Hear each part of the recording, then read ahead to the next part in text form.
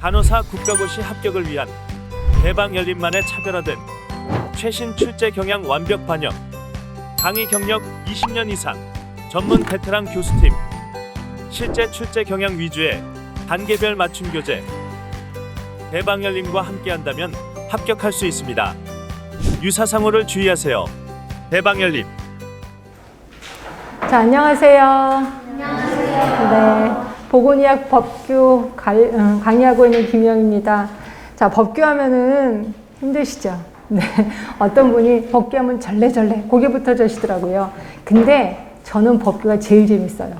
정말 말도 안 되는 거죠.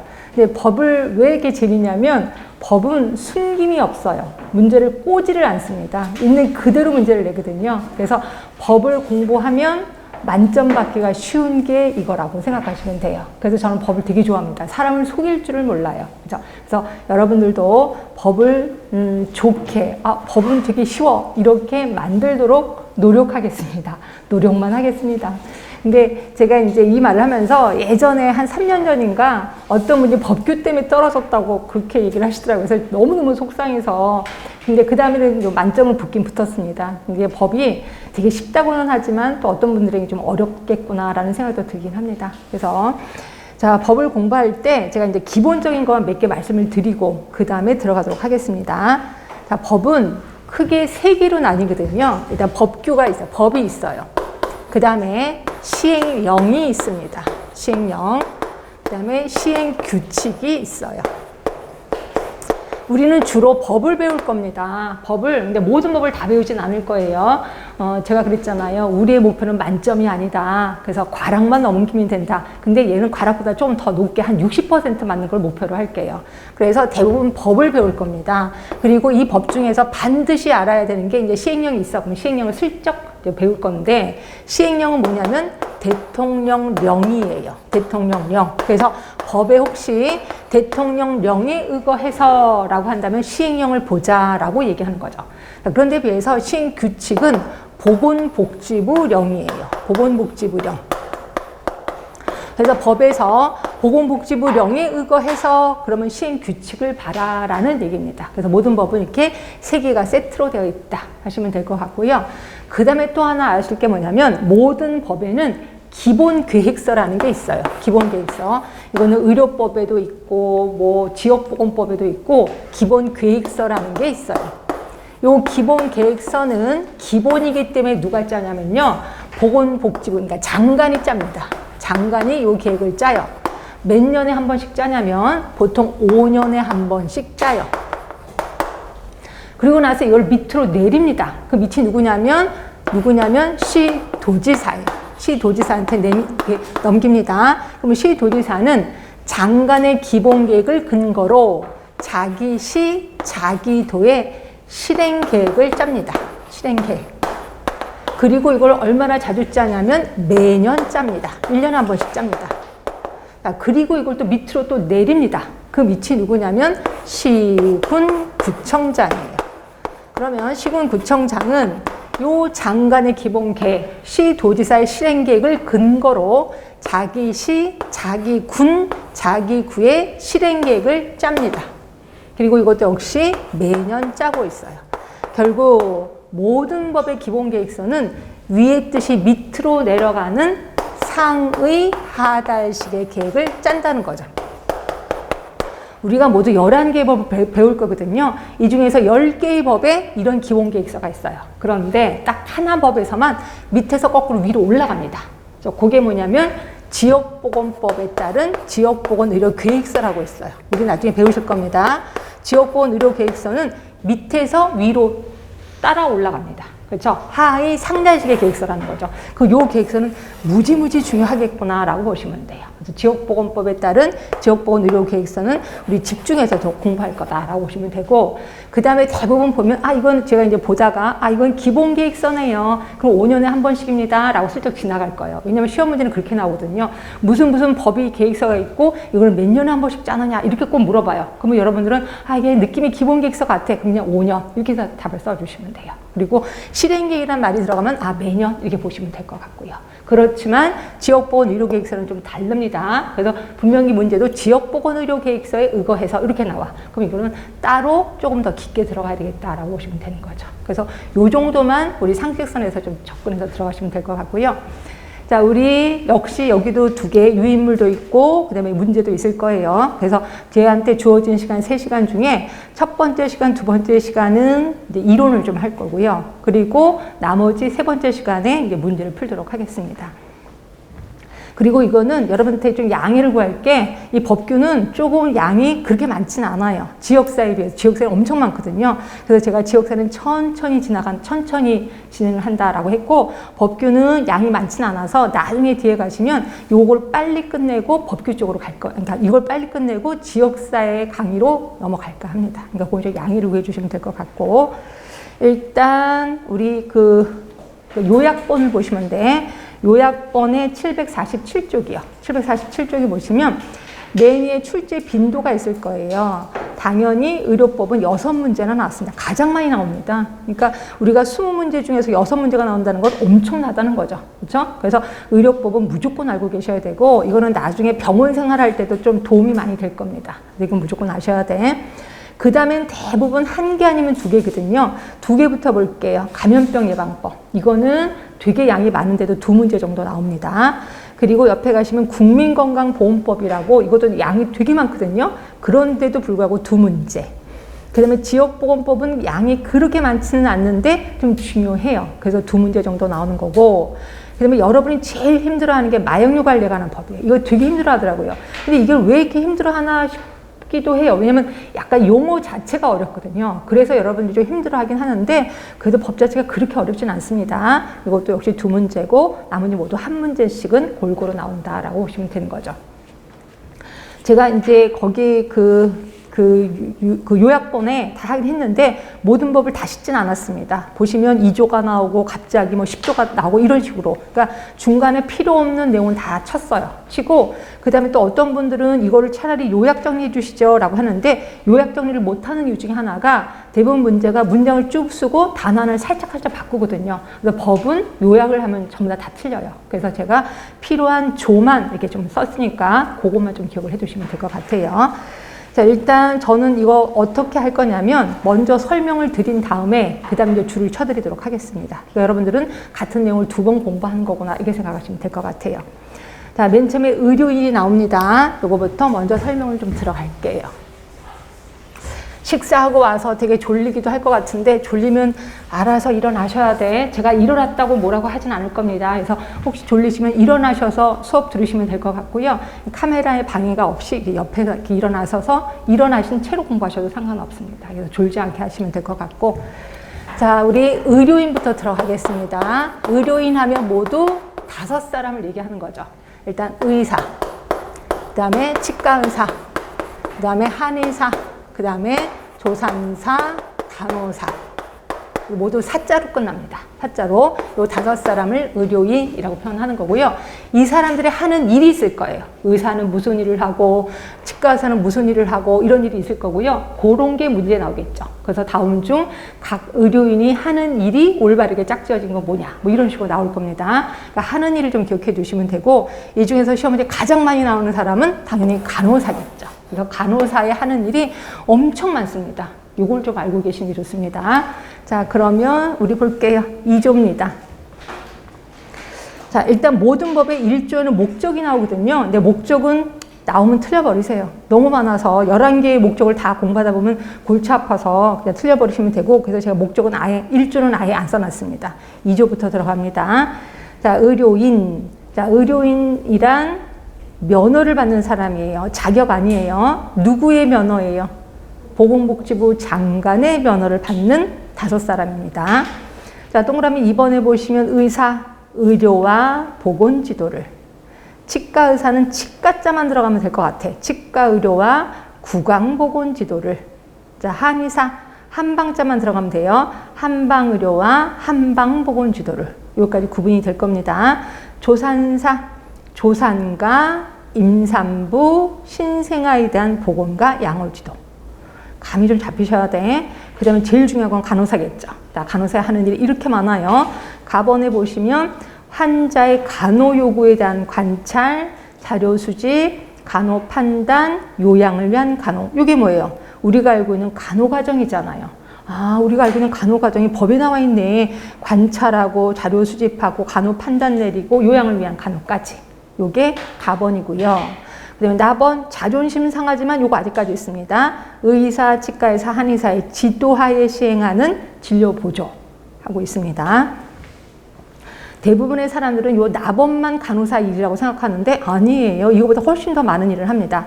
자, 다번에 보시면 간호 요구자에 대한 교육, 상담, 건강증진을 위한 활동의 기획과 수행, 그 밖에 대통령으로 정하는 보건활동, 그 밖에 대통령으로 정하는 대통령령이니까 시행령을 보라는 거지. 그래서 박스 안에 시행령이 들어가 있는 거예요.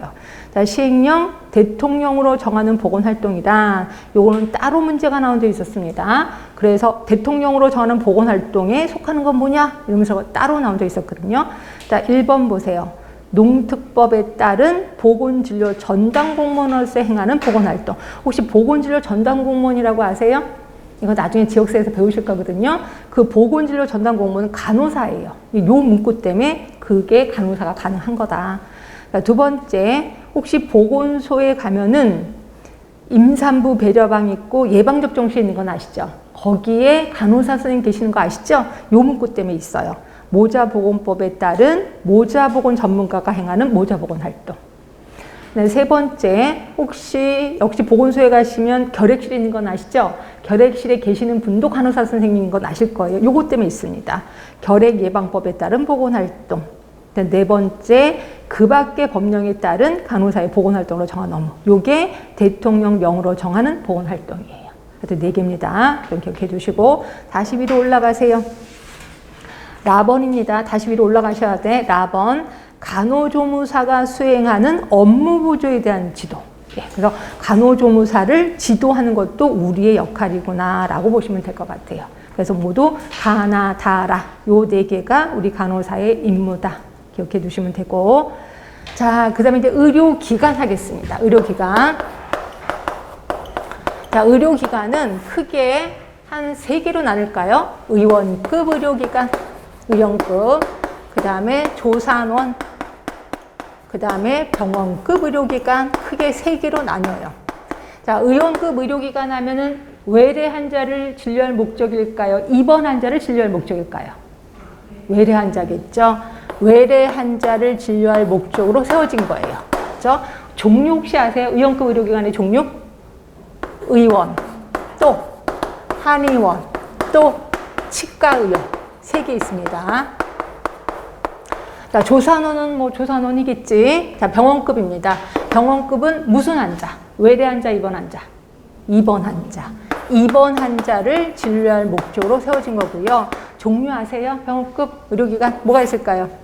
병원, 또 치과병원, 또 한방병원, 그죠? 또 예? 요양병원, 또 요번에 그러니까 작년에 독립해서 나온 정신병원, 그 다음이 종합병원까지 있습니다.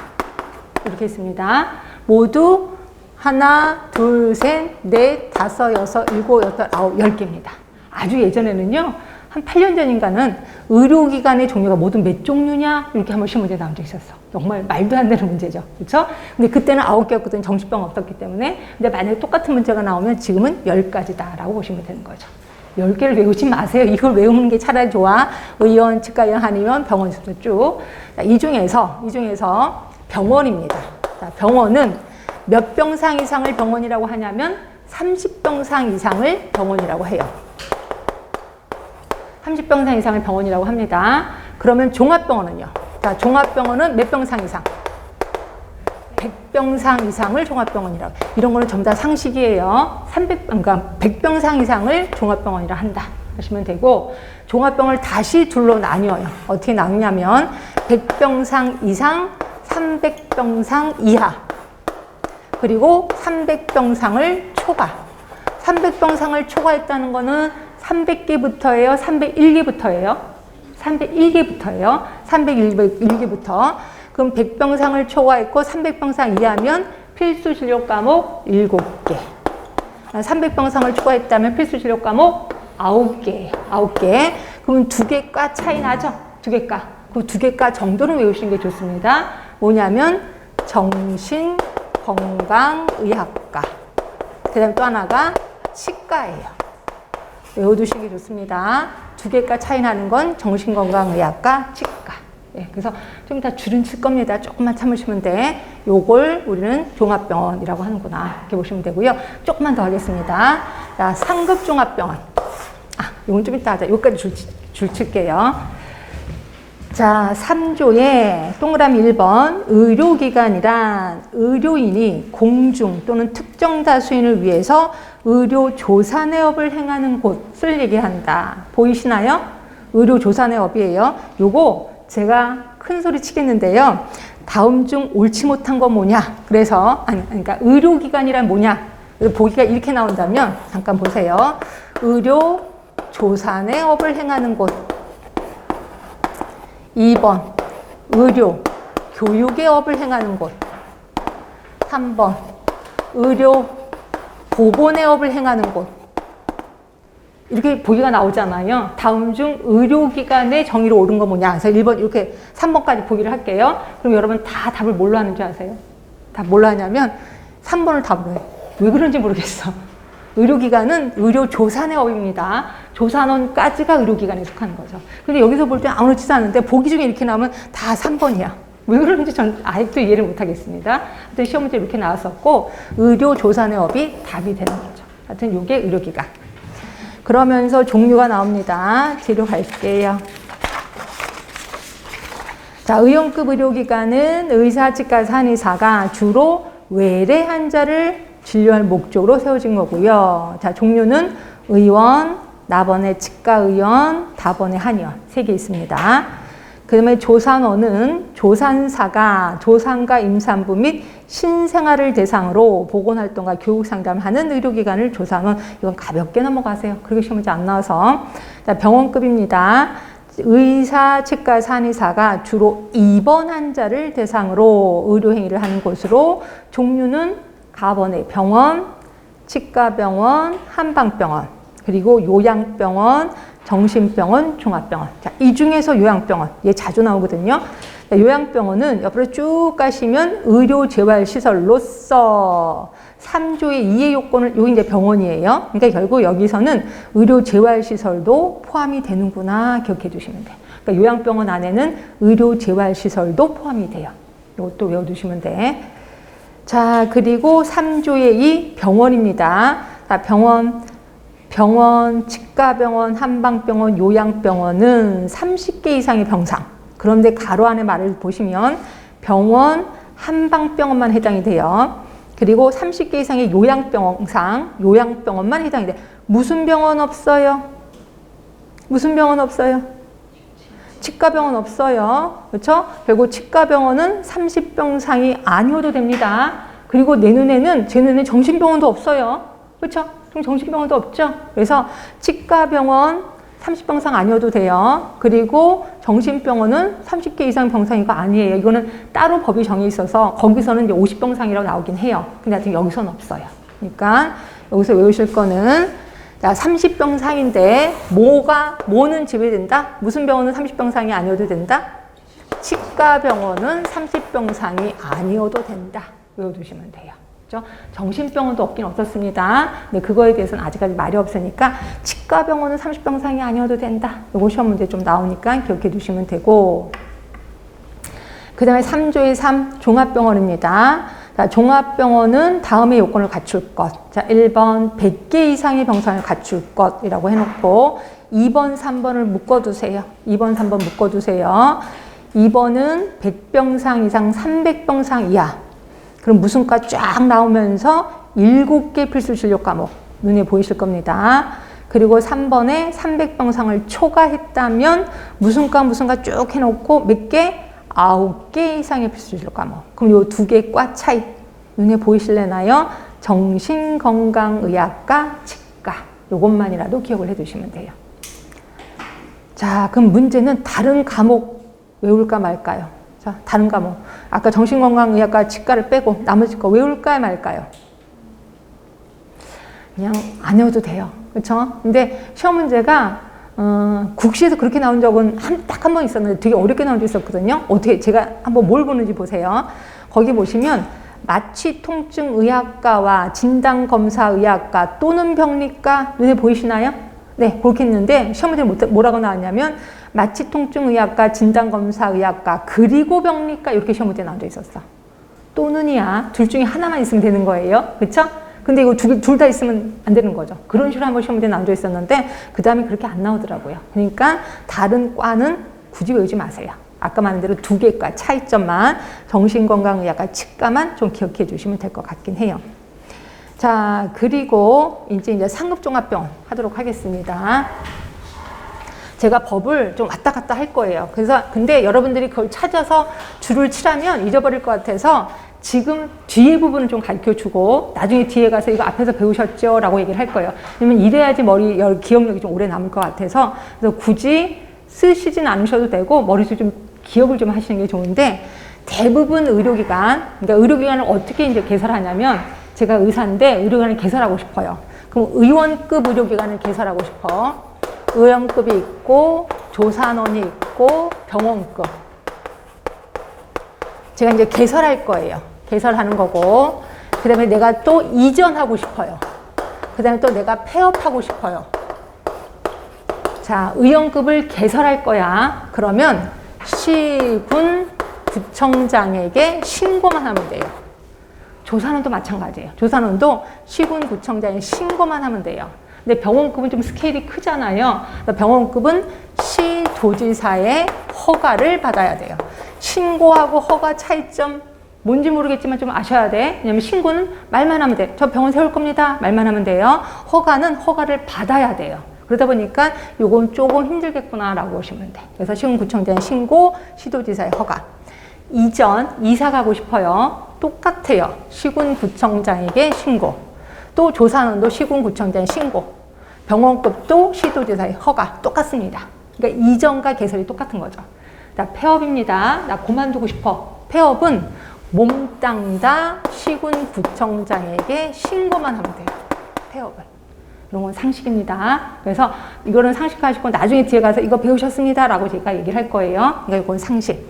자, 분명히 모든 의료기관은 시군구청장 아니면 시도지사예요. 그런데 장관이 관여하는 게 있어요. 이제부터 장관이 관여하는 의료기관을 얘기할 건데 일단 스케일이 크겠구나. 장관이 관여하는 거니까. 그게 상급종합병원. 상급종합병원은 누가 지정하냐면 보건복지부 장관이. 보건복지부 장관이 특정 질환에 대해 특정 질환이 아니라 난이도가 높은 죄송해요.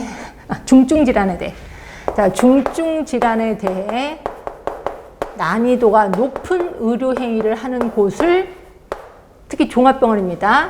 난이도가 높은 의료 행위를 하는 종합병원을 상급종합병원이라고 지정합니다. 지정. 자, 그리고 전문병원이라고 있습니다. 전문병원. 전문병원 역시 보건복지부 장관이 특정 질환에 대해 난이도가 높은 의료 행위를 하는 병원이에요. 병원급 중에서 지정을 합니다. 결국 보건복지부 장관이 지정하는 건 두 개구나. 상급종합병원, 전문병원. 그렇죠?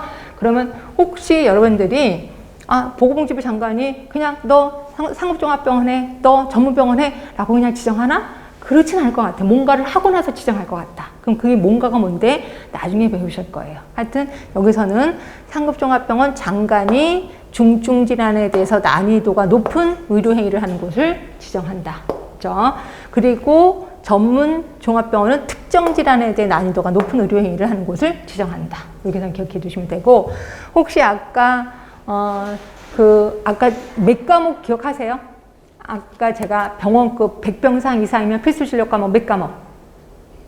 7개. 그러니까 300병상을 초과했을 경우는 필수 진료 과목 몇 과목? 9개. 7개, 9개였거든요. 근데 상급종합병원 필수 진료 과목 20개나 돼요.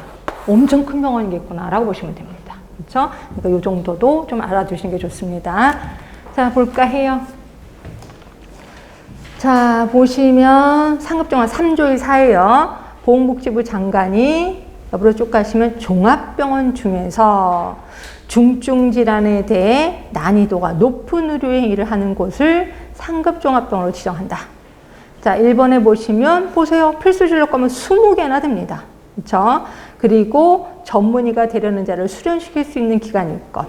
그리고 보건복지부령으로 정하는 인력시설 장비를 갖출 것이라고 되어 있습니다. 그 다음에 4번에 보시면 질병 군별 환자 구성 비율이 보건복지부령으로 정하는 기준에 해당될 것, 요 4가지를 갖춰야 된다는 거죠. 그럼 이거 4가지를 다 갖추고 있는지 안 갖추고 있는지에 대해서 평가를 해야 되겠죠. 그게 동그라미 2번. 누가 평가한대요? 누가 평가한대요? 보건복지부 장관이 뭐에 대해서 평가하냐면 전문성에 대해서 평가를 한대요.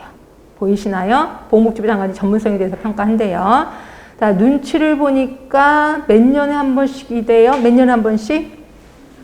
예, 3년에 한 번씩 평가를 한대요. 자, 3년에 한 번씩. 동그라미 3번에 있습니다. 3년. 눈을 크게 뜨고 보셔야 돼. 자, 그럼 이제 전문병원 갈게요. 자, 전문병원. 보건복지부 장관은 병원급 의료기관 중에서 특정 진료 과목, 특정 질환에 대해 난이도가 높은 의료 행위를 하는 병원을 전문병원으로 지정한다. 써 있습니다. 그리고 동그라미 2번에 1번, 2번. 이런 요건을 갖춰야 된대요. 제가 안 읽을게요. 그럼 이러한 요건을 갖추고 있는지 없는지 평가하겠죠. 자, 동그라미 3번. 누가 평가해요? 보건복지부 장관이 뭐에 대해서? 난이도에 대해서 평가를 한대요. 아까는 전문성이었는데 여긴 난이도에 대해서 평가를 합니다. 그리고 동그라미 4번에 몇 년에 한 번씩 평가한대요? 3년에 한 번씩 평가한대요. 눈에 보이시나요? 조금 빠르시나요? 3년에 한 번씩. 눈에 보이시나요? 네, 보이실 거예요. 자, 그래서 의료기관 다 끝났습니다. 특히 의료기관 중에서 상급종합병원, 전문병원, 이거 좀 중요하니까 기억을 해두시면 돼. 무슨 질환인지, 중증질환인지, 특정질환인지, 또 종합병원급인지, 병원급인지, 이것도 기억을 해두시면 돼. 둘 다 평가는 3년에 한 번씩 평가하는구나. 누가? 장관이 평가하는구나. 이렇게 해서 기억을 해두시면 되고요. 그렇죠? 자, 그 다음에 이제 자격과 면허 하도록 하겠습니다. 자, 요거는 좀 줄 좀 칠 게 있어서 뭘 좀 줄 칠까 하냐면, 3번을 보실래요? 3번. 자, 그러니까 4조의 동그라미 3번입니다. 자, 의료기관의 장은 환자 권리 등, 옆으로 가시면 보이실 거예요. 보건복지부령으로 정하는 사항을 환자가 쉽게 볼 수 있도록 의료기관 내에 게시해야 된다. 혹시 여러분들 병원 실습 가셨을 때 환자 권리 써 있는 거 보셨어요? 환자 권리? 병원에 어디서 보셨어요?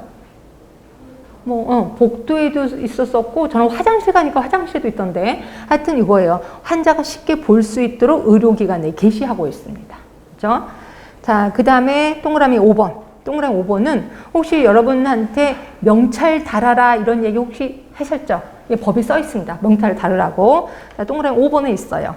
의료기관의 장은 환자와 보호자가 의료행위를 하는 사람의 신분을 알 수 있도록 의료인, 밑에 학생, 그 다음에 바로 옆에 간호조무사, 그리고 그 밑에 의료기사. 의료인, 학생, 간호조무사, 의료기사에게 자, 명찰을 달도록 지시 감독해야 된다는 거죠. 그래서 여러분들이 명찰을 그렇게 달았구나 이렇게 보시면 되는데, 제가 하고 싶은 말은요, 명찰을 달지 않아도 되는 곳이 있어요. 명찰을 달지 않아도 되는 곳. 자, 이제부터 그 줄만 칠 겁니다. 응급의료 상황이요. 눈에 보이시나요? 응급의료 상황. 또 옆에 수술실내. 그리고 의료행위를 하지 아니할 때. 일단 3개입니다. 그 다음에 뒤로 가면 또 3개가 있을 거예요. 자, 뒤로 가시면 박스 안에 들어가셔서 격리병실. 눈에 보이시나요? 격리병실. 그리고 무균치료실. 그리고 3번에 보건복지부 장관이 예방에 필요하다고 인정해서 고시하는 시설이 있는데, 그게 중환자실이에요. 중환자실. 써 놓으셔야 돼. 중환자실. 결국 6군데에서는 명찰을 달지 않아도 돼요. 중환자실. 다시 한번 얘기를 할게요. 응급의료 상황, 수술실, 의료행위를 하지 아니할 때, 격리병실, 무균치료실, 중환자실. 이 6개에서는 명찰을 달지 않아도 된다라고 보시면 됩니다. 그렇죠? 자, 그 다음에 4조의 2 간호간병 통합 서비스라고 혹시 아시죠? 간호간병 통합 서비스. 그래서 간호사 혼자서 보호자도 되고 다 하는 거 아실 겁니다. 맨 처음에 이거 생겼을 때 환자분들이 이게 감이 안 잡히니까 별걸 다 했습니다. 그래서 어떤 경우는 막 코를 눌러서 막 뛰어가면 저 목마른데요. 냉장고에 물 좀 주세요. 뭐 이렇게도 해갖고 물도 주고 또 막 코를 눌러 배를 눌러서 막 가니까 좀 이따 저 핸드폰 전화해야 되는데 팔이 아파서 핸드폰 좀 들고 계세요. 뭐 이렇게도 얘기를 하고 말도 안 되는 요구를 했거든요. 근데 지금은 조금 정착이 됐습니다. 그런 거 다 안 하고 환자분들도 조금 성숙해졌어요. 근데 앞으로 이거 점점 커갈 겁니다. 근데 이게 우리 일하는 사람 입장에서 정말 힘들어요. 별걸 다 해야 되니까. 근데 윗사람들 특히 간호 쪽에서 간호부장님이라든지 간호의사님들 보면 되게 좋아요. 인력을 주니까. 그래서 이게 점점 앞으로 커질 수밖에 없다라고 보시면 돼. 그래서 이거 좀 들어가 보겠습니다. 자, 1번에 보시면 간호간병 통합 서비스란 입원 환자를 대상으로 2번 환자구나. 외래 환자 아니었구나. 2번 환자를 대상으로 보호자 등이 상주하지 아니하고 자, 3사람 나옵니다. 간호사, 두 번째 줄 간호조무사, 그다음에 간병 지원 인력. 3사람 나오는구나. 3사람 중에 대장 누구예요? 대장? 간호사예요. 우리가 대장인 겁니다. 에 의해서 포괄적으로 제공되는 입원 서비스를 간호간병 통합 서비스라고 한다. 자, 동그라미 2번입니다. 병원급 의료기관은 간호간병 통합 서비스를 제공할 수 있도록 노력하여야 된다.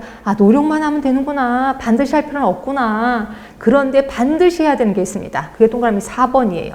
동그라미 4번에 보시면 공공보건의료기관 중 보건복지부령으로 정하는 병원급 의료기관은 간호간병 통합 서비스를 제공하여야 한다야. 결국 공공보건의료기관 중에 몇몇 군데는 강제로 하고 있습니다. 하여튼 이렇게 간호간병 통합 서비스가 있구나. 이것도 가볍게 넘어가세요. 자, 4조의 3. 이거는 상식이지 뭐. 면허증 빌려주면 돼야 안 돼요? 당연히 안 되죠. 그 말이 동그라미 1번에 있어요. 자, 의료인은 치과의사, 한의사, 그다음에 의사, 조산사, 간호사 요 5사람은 받은 면허를 다른 사람에 대여해서는 아니 된다. 당연하겠죠. 이것도 보시면 되고. 자, 이제부터 면허 들어가겠습니다. 자, 면허를 따려면 어떻게 해야 되는지. 일단 크게 3부류로 나갈 겁니다. 하나는 의사, 한의사, 치과의사 되려면 어떻게 하는지, 두 번째는 조산사 되려면 어떻게 하는지, 그 다음에 우리 간호사 되려면 어떻게 하는지 얘기하겠습니다.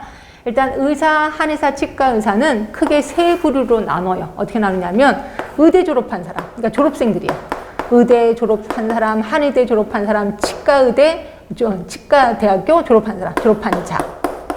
근데 혹시 여러분 의전이라고 아세요? 의전? 그거죠. 석사, 박사를 내가 이제 대학은 다른 걸 전공했고 석사, 박사를 의대를 들어간 거야. 그걸 의전이라고 하잖아요. 들어보셨죠? 그렇죠? 지금은 거의 없어지려고 하긴 하는데 그 의전을 졸업한 사람. 그러니까 석사나 박사를 졸업한 사람.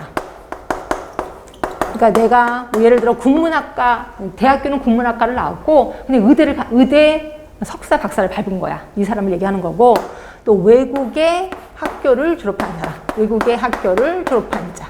그래서 크게 나눌 수 있습니다. 자, 일단 졸업한 자나 의전을 졸업한 자, 요 둘은 국시를 그러니까 졸업을 했어. 국시를 봅니다. 국시를 봐서 합격을 했어요. 그러면 면허를 줍니다. 누가 면허를 준다 그랬죠, 아까? 보건복지부 장관이 면허를 줄 거예요. 자, 외국의 학교를 졸업한 자는 바로 국시를 볼 수가 없어요. 외국의 학교를 졸업한 자. 외국의 학교를 졸업한 자는, 맞지? 외국의 학교를 맞나? 아니지. 외국의 학교를 졸업하면 의사도 아니잖아. 그렇지? 의사 아니잖아요. 외국의 학교만 졸업한 사람이잖아. 의사 아니잖아요. 그렇죠? 그게 아니라 외국의 학교를 졸업한 게 아니라 외국의 면허를 갖고 있는 사람. 외국에 내가 의사야, 의사 면허. 또 뭐 미국의 의사야. 이런 사람이 우리나라에 오면은 바로 의사 할 수 있어요, 없어요? 못해요. 예, 이런 사람들은 오자마자 시험을 보는데 무슨 시험을 보냐면 네, 예비 시험을 봐야 돼요. 예비 시험이 1차, 2차가 있거든요. 1차, 2차 시험을 보고 나서 거기 합격을 하면 국시를 봅니다. 그리고 국시에 합격을 하면 그때서야 장관의 면허를 받을 수 있어요. 그렇죠? 근데 시험 문제는 어떻게 나왔냐면 외국의 학교를 졸업한 자로 나왔어. 외국의 학교를 졸업하면 이 사람이 와서 예비시험 이러고 보는 거 아니에요. 제발. 외국의 면허를 갖고 있는 사람이 예비시험을 볼 수가 있다. 이렇게 보시면 돼. 자, 그런데 비해서 조산사는 일단 기본이 간호사여야 돼. 간호사 면허를 갖고 있어야 돼. 이분이 자, 조산 수습 과정을 거칩니다. 조산 수습 과정. 조산 수습 과정을 1년간 거쳐요. 1년간 거쳐. 그러니까 말 그대로 조산이니까 그 아기 분만하는 병원에 가서 1년 동안 수습 과정을 거치는 거죠. 말 그대로 실습을 하는 거예요. 실습을 하고 여기 하고 그 다음에 수습 과정을 거쳤어. 그러면 국시를 보고 그 다음에 합격을 하면 그 다음에 장관의 면허를 받을 수가 있어요. 이해되시나요? 그렇죠? 근데 요 조산 수습 과정은 아무 병원에 가서 저 이거 조산사 되려고 수습 과정 하렵니다 라고 하면 안 되는 거예요. 요거는 분만 건수 100건 이상인 병원. 그러니까 1년에 분만 건수가 100건 이상인 병원에 가야 되는 거예요. 그러면 만약에 그 병원이 100건이야. 그러면 그 실습생은 이거의 10분의 1. 그러니까 우리 병원이 100건 분만을 해. 그럼 그중에 10분의 1인 10명만이 조산 수습 과정을 거칠 수가 있어요. 그렇죠? 이렇게 해서 할 수 있는 거. 이거 시험도 좀 나옵니다. 기억해 주시면 되고. 그럼 간호사는요. 자, 간호사는 그리고 또 있다. 조산 수습 과정을 거친 사람도 있는 거고요. 또 이런 사람도 있어요. 외국의 조산사 면허를 갖고 있는 사람. 외국의 조산사 면허를 갖고 있는 사람. 이 사람도 또 우리나라에 오면 조산사 면허를 또 다시 따야 되겠죠. 근데 이 사람들은 예비시험 없습니다. 예비시험 없이 바로 국시를 볼 수 있어요. 국시 볼 수 있고, 그 다음에 합격을 하면 면허를 받을 수 있어요. 있습니다. 자, 근데 이제 간호사, 이쪽으로 갈게요. 간호사는, 자, 학교를 졸업한 사람, 졸업한 자. 우리를 얘기하겠죠. 졸업 예정자도 졸업자니까, 졸업자. 그리고 외국의 면허를 갖고 있는 사람. 있을 거예요. 자, 졸업한 자는 시험 봐야 되겠죠. 국시. 시험 봅니다. 그리고 합격을 하면 장관이 면허를 줄 거예요. 자, 외국의 면허를 갖고 있는 사람, 여기 또 예비시험 없습니다. 바로 국시 볼 수 있어요. 그리고 합격을 하면 면허를 줄 겁니다. 그렇죠? 자, 결국 의사, 한의사, 치과의사하고 조산사, 간호사의 차이점은 예비시험이 있느냐 없느냐. 특히 외국의 면허를 갖고 있는 사람. 이런 거고요.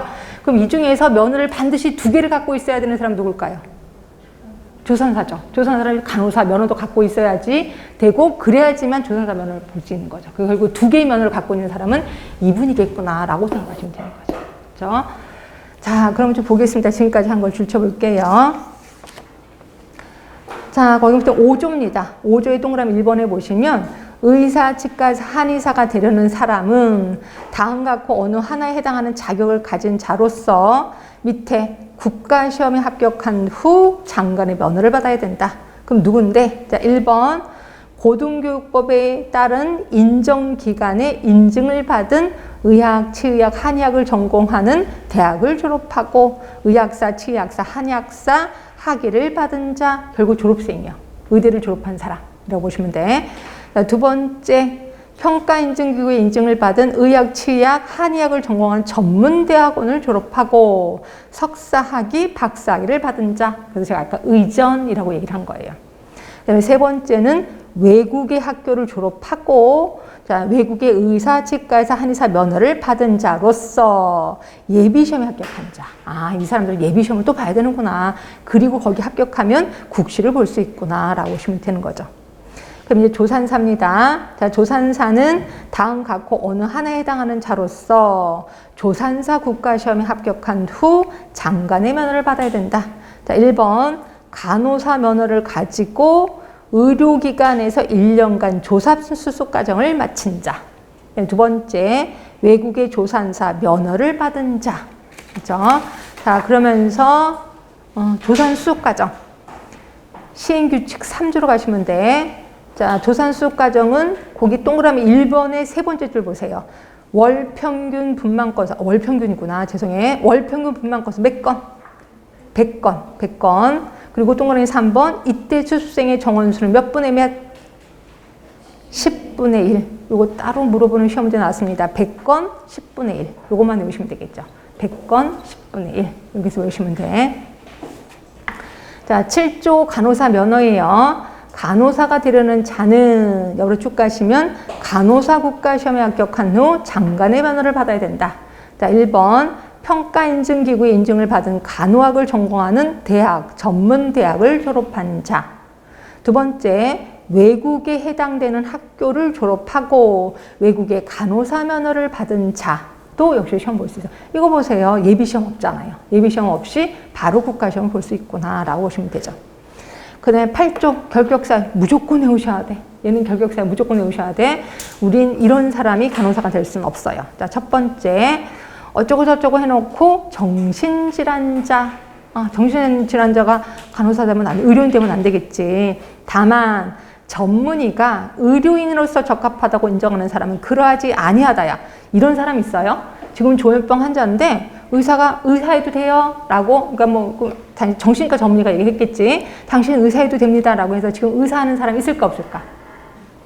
있어요. 저는 이 사람 때문에 요 문구가 생긴 것 같아요. 그 사람이 의대 고대를 나왔는데요. 지금 좀 나이가 있으세요. 이분이 학생 때부터 조현병 환자였었어요. 그죠? 그런데 본인이 또 정신과 의사예요. 지금도 환자를 보는데 갑자기 환자 보다가 간호사를 툭툭 쳐요. 저기 환자 뒤에 서 있는 사람 보여요? 안 보인다 그러면 내가 또 헛것이 보이네? 이러면서 약 드시는 분이세요. 그렇죠? 근데 이분이 환자랑 그렇게 대화가 잘 된대.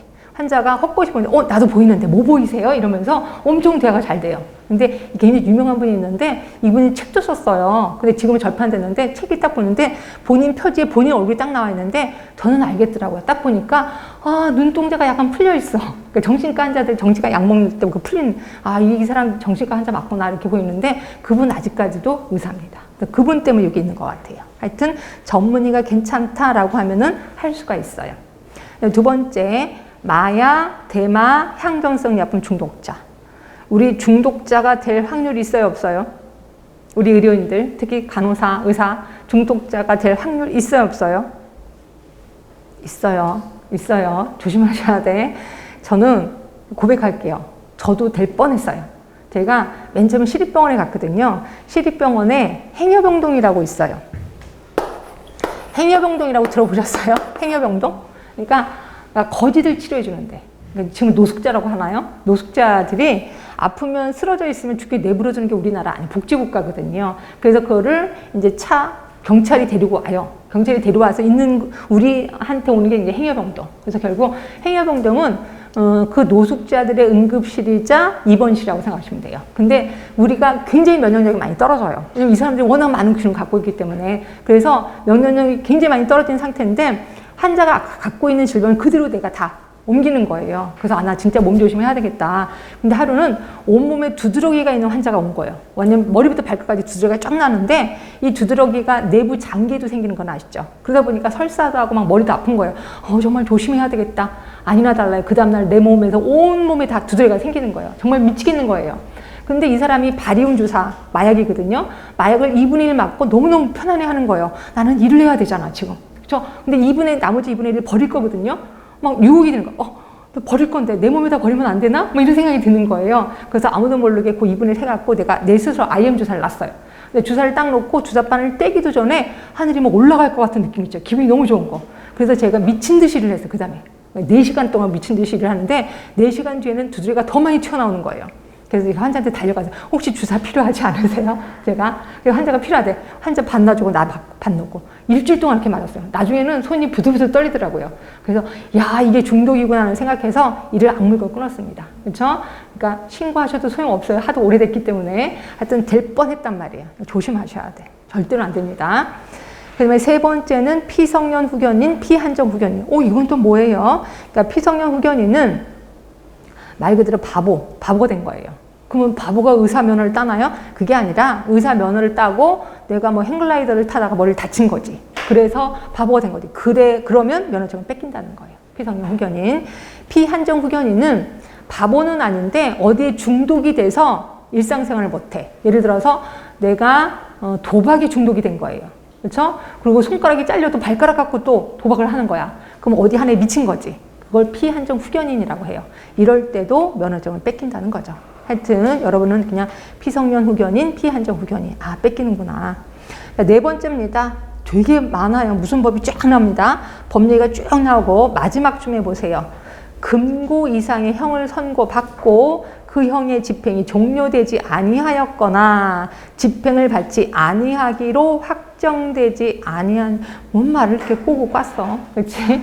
자, 일단 우리나라의 형부터 볼게요. 자, 우리나라 형 중에서 가장 무서운 형 뭐가 있을까요? 사형. 물론 사형이 집행되지 않은 나라이긴 하지만 아직까지 사형이 있습니다. 자, 사형 다음으로 무서운 게 뭘까요? 징역. 무기징역, 유기징역 들어보셨을 거예요. 그 다음이 금고예요. 그럼 금고하고 징역의 차이점은 뭔데? 갇혀 있는 건데 가서 갇혀만 있으면 금고예요. 근데 갇혀 있는 도중에 일을 해야 돼. 징역에 시달린다 들어보셨을 거예요. 일을 하면 징역입니다. 그리고 일을 안 하고 갇혀만 있어. 이게 금고예요. 그렇죠? 그리고 구류예요. 근데 금고하고 구류의 차이점은 30일. 그러니까 30일 동안 갇혀 있어. 30일 이상. 그럼 금고라고 해요. 29일 동안 갇혀있어. 29류라고 해요. 구류. 우리는 면허증을 이때부터 뺏깁니다. 금고 이상의 형. 결국 우리 혹시 재판관 앞에 서면 제발 29일만 살게 해주세요. 면허증 뺏기면 안 되잖아요. 그렇죠? 그래서 금고 이상의 형을 선고받으면 면허증 뺏깁니다. 절대로 조심하셔야 돼. 자, 재미삼아 사형. 우리나라 사형 방법 뭘까요? 사형 방법. 이런 것도 다 보셔야 돼. 사형 방법 뭘까요? 혹시 우리나라? 네? 예, 교사형, 목 매는 거 아시죠? 그렇죠? 누구는 총살이요. 그래서 한참 웃었는데 그건 일제시대 때나 총살한 거고 지금 우리나라는 행위라고 보시면 돼. 그러면 뭐 마지막 소원이 있느냐? 없다. 그럼 이제 행위 해놓고 밑에 있는 의자를 치우는 거죠. 얼마나 매달 것 같아요? 생각은 해보셨어요? 얼마나 매달 것 같아요? 그냥 얘기해보세요. 뭐 정답 없어요. 얼마나 매달 것 같아요? 30분? 보통 1시간 매답니다. 1시간. 1시간 매달고 그 다음에 의사가 가요. 간호사가 가요. 그래서 이 사람이 살아있는지 죽어있는지 확인합니다. 살아있는지 죽어있는지 딱 두 가지를 확인해. 뭐가 있을까요? 확인하는 방법. 아, 이거는 일반 사람이 하는 거. 우리 의료인이잖아, 적어도. 의료인은 푸필 사이즈. 그래서 라이트를 딱 비춰서 푸필이 쫙 산동돼 있어. 아, 돌아가셨구나. 보는 거죠. 그 다음에 두 번째가 똥침을 하는 거죠. 관략근을 보는 거죠. 관략근이 딱 됐을 때 관략근이 이게 딱 보는데 대변이 다 나와 있어. 아, 돌아가셨구나. 근데 딱 관략근을 하는데 관략근이 약간 움찔거려. 살아있다는 겁니다. 그럼 어떻게 할까요? 지금 1시간 매달았는데 살아계신 거야. 어떻게 할까요? 마저 매달아요? 말도 안 되지. 1시간 동안 매달렸는데 살아있다는 건 하늘이 준 생이에요. 이럴 때는 CPR을 합니다. 어떻게 해서 살려요?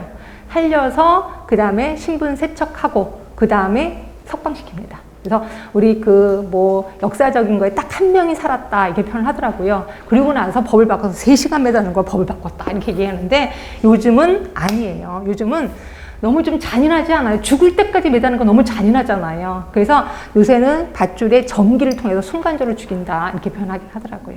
하여튼 이런 얘기하니까 재밌죠. 하여튼 이런 것까지 가면 안 돼. 큰일 납니다. 근데 하여튼 우리는 금고 이상 형을 선고받았어. 근데 금고 이상의 형을 선고받으면 제가 말도 안 돼 그러면서 상고를 할 거예요. 2심, 3심까지 갈 거예요. 그래서 제가 지금 재판 중에 있을 때는 결격사유 아니야. 내가 3심까지 가서 결국 결격사유로 판정이 내렸어. 그러면 그때는 결격사유가 되는 거죠. 그렇죠? 그러니까 이걸 잘 읽어보시면 그거예요. 금고 이상의 형을 선고받고 집행이 종료됐어.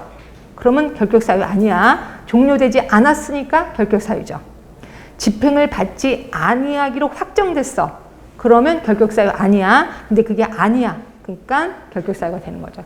뭔 소리인지 모르면 그냥 금고 이상의 형 요것만 기억해 두시면 돼요. 요게 4개 결격사유. 다시 한번 정리합시다. 처음이 정신질환자. 그 다음에 두 번째가 중독자, 마약 중독자. 그 그 다음 피성년 후견인, 피한정 후견인, 마지막이 금고 이상의 형. 요 4개가 결격사예요. 무조건 외우셔야 돼. 시험 문제 나오나 안 나오나 무조건 외우셔야 된다. 자, 국가시험 있습니다. 국가시험. 자, 1번 보세요. 의사, 치과의사, 한의사, 조산사, 간호사 국가시험과 의사, 치과의사, 한의사의 예비시험은 그렇지. 조산사나 간호사는 예비시험 없었으니까 매년 장관이 시행한대요. 근데 설마 장관이 이걸 직접 시행하겠습니까? 누구한테 맡기겠지. 동그라미 2번에 보면 누구한테 맡긴대요? 보이시나요? 한국보건의료인 국가시험원에 맡긴대요. 눈에 보이세요? 예, 한국보건의료인 국가시험원에 맡길 수 있다. 이렇게 되어 있습니다. 자, 시행령 4조로 갈게요. 분명히 여기 매년 시험 본다 그랬거든요. 근데 시행령 4조의 동그라미 1번에 보시면 매년 1회 이상 본대. 그러면 1년에 2번 볼 수도 있다는 거지. 1년에 2번 볼 수도 있다는 거지. 예전에 의대들이 50%가 떨어진 적이 있었어요. 그래서 걔네들 그 나머지 50%를 구제하기 위해서 다시 한번 시험을 본 적이 있었습니다. 그래서 매년 1회 이상 국가시험과 예비시험을 본다. 이렇게 되어 있습니다. 예. 시간이 다 돼서 조금만 쉬도록 하겠습니다. 조금만 쉴게요.